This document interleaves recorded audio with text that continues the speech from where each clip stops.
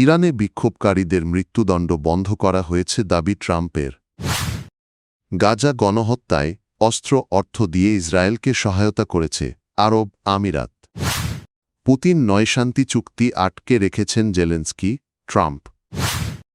ইরানে কোথায় কিভাবে হামলা চালাতে পারে যুক্তরাষ্ট্র?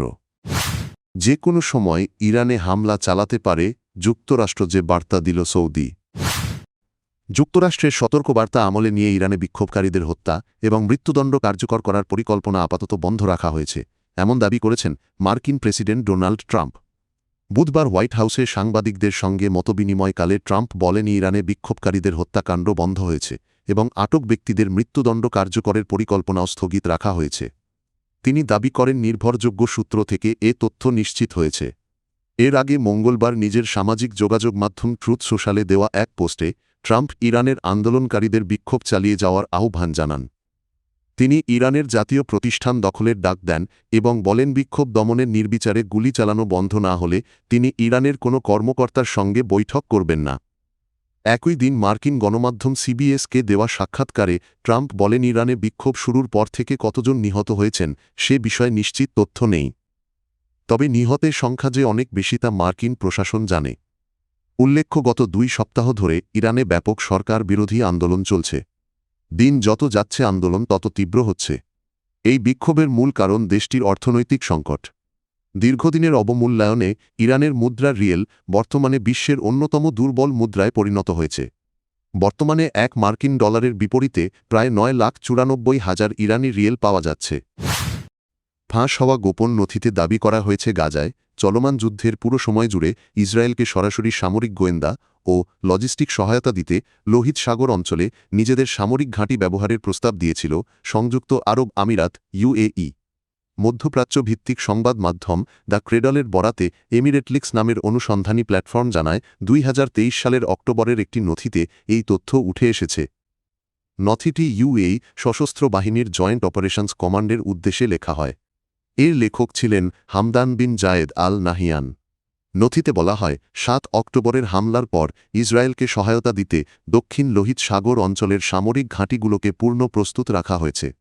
ইয়েমেন, ইরিত্রিয়া ও সোমালিয়ায় অবস্থিত ইউএই ঘাঁটিগুলো থেকে দ্রুত সামরিক সক্ষমতা নিশ্চিত করার নির্দেশ দেওয়া হয়। নথিতে হামাসকে সন্ত্রাসী সংগঠন আখ্যা দিয়ে তাদের বিরুদ্ধে যুদ্ধে ইসরায়েলকে শক্তিশালী করার আহ্বান জানানো হয়। পাশাপাশি কাতার ও কুয়েতের বিরুদ্ধে হামাসপন্থী গোষ্ঠীগুলোকে অর্থ সহায়তার অভিযোগ তোলা হয়।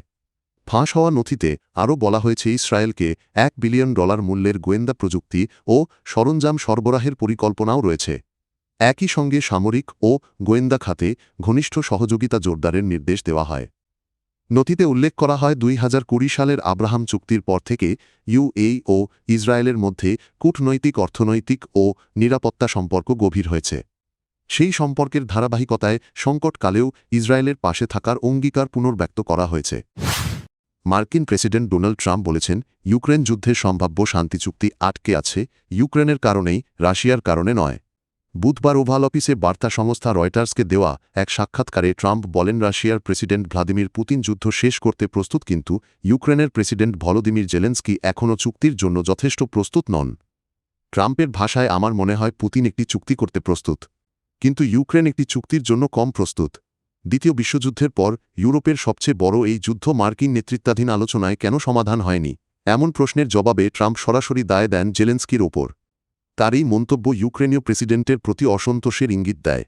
ট্রাম্পকে আগেও ইউক্রেন ও ইউরোপীয় মিত্রদের তুলনায় পুতিনের বক্তব্যের প্রতি বেশি আস্থা রাখতে দেখা গেছে, যা ইউক্রেন, ইউরোপীয় রাজধানী এবং মার্কিন আইন প্রণেতাদের উদ্বেগ বাড়িয়েছে। এদিকে রয়টার্সের গত ডিসেম্বরের এক প্রতিবেদনে বলা হয়েছিল, মার্কিন গোয়েন্দা সংস্থাগুলো সতর্ক করছে, পুতিন এখনও পুরো ইউক্রেন দখল এবং সাবেক সোভিয়েত অঞ্চলের কিছু অংশ পুনরুদ্ধারের লক্ষ্য ত্যাগ করেননি।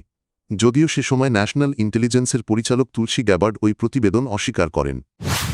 ইরানে চলমান সরকার বিরোধী বিক্ষোভে সহিংস দমন পীড়ন অব্যাহত থাকলে যুক্তরাষ্ট্র সামরিক হস্তক্ষেপ করতে পারে, এমন হুমকি বারবার দিচ্ছেন মার্কিন প্রেসিডেন্ট ডোনাল্ড ট্রাম্প।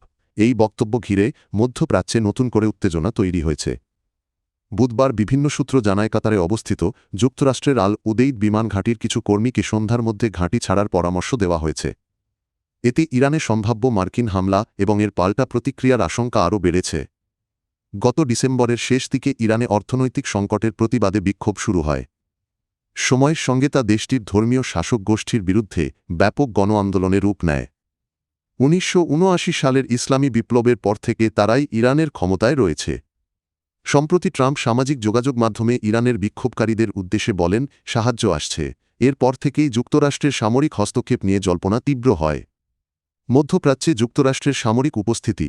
বর্তমানে মধ্যপ্রাচ্যে যুক্তরাষ্ট্রের অন্তত ১৯টি স্থায়ী ও অস্থায়ী সামরিক ঘাঁটি রয়েছে। এর মধ্যে বাহরাইন, ইরাক, কুয়েত, কাতার, সৌদি আরব ও সংযুক্ত আরব আমিরাতে রয়েছে প্রধান ঘাঁটিগুলো। রয়টার্স জানায়, কাতারের আল উদেইদ ঘাঁটি থেকে কিছু কর্মীকে সাময়িকভাবে সরিয়ে নেওয়ার নির্দেশ দেওয়া হয়েছে। এটি মধ্যপ্রাচ্যে যুক্তরাষ্ট্রের সবচেয়ে বড় সামরিক ঘাঁটি, যেখানে প্রায় ১০,০০০ মার্কিন সেনা অবস্থান করে। তবে কূটনৈতিক সূত্র বলছে এটি পূর্ণাঙ্গ ঘাঁটি খালি করার সিদ্ধান্ত নয়, শুধু কৌশলগত অবস্থানগত পরিবর্তন। ইরানের নেতৃত্বকে লক্ষ্যবস্তু করার সম্ভাবনা। বিশেষজ্ঞরা বলছেন, ট্রাম্প সাধারণত স্বল্প সময়ের উচ্চ প্রভাবের সামরিক অভিযানে আগ্রহী।